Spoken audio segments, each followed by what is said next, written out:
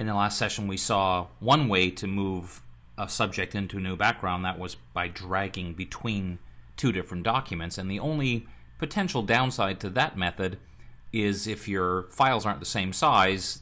As we saw in that last example, our subject came in way too big and I had to transform her down to fit. So I just want to show you three other possible choices you could use.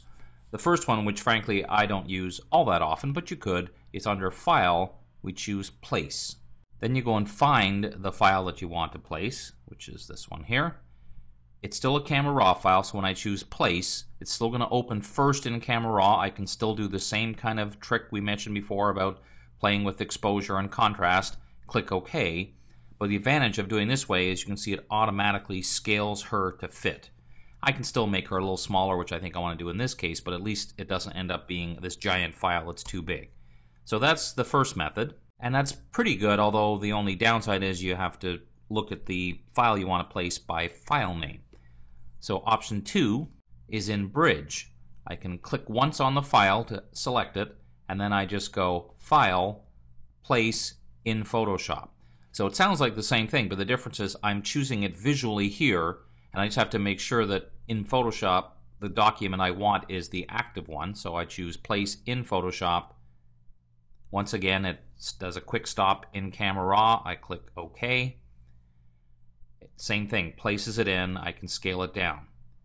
Now, in each of these cases, or in all the cases I'm going to show you, it's still going to create a Camera Raw Smart Object. And the last one, which is kind of nice, is in Mini Bridge. Mini Bridge is a panel you can have showing that is just, as the name suggests, a miniature version of Bridge, which means whatever I'm seeing in Bridge I can see in here, and I can then just drag and drop. So it's probably the most visual way. Still stops at Camera Raw, click OK, and it still scales her down to fit, and then I can scale down accordingly. Now, the one reason why I use Mini Bridge more than others is if there's ever an occasion where you want to drag more than one file in at the same time, this is the only place where you can do it. This is more than one.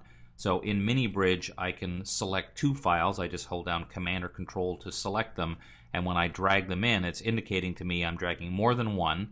So it's going to show, here's the first one, click OK from Camera Raw, and then I can scale her down to fit and put her over here. As soon as I hit Enter, it's going to go, well, here's the second file, and then I can adjust the exposure and the contrast and all those things like we've said before, and scale her down and put her over here, whatever I want.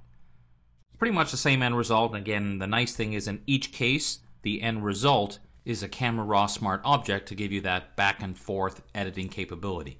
So it really doesn't matter ultimately which method you use to combine images. Just remember, it should always be your step one.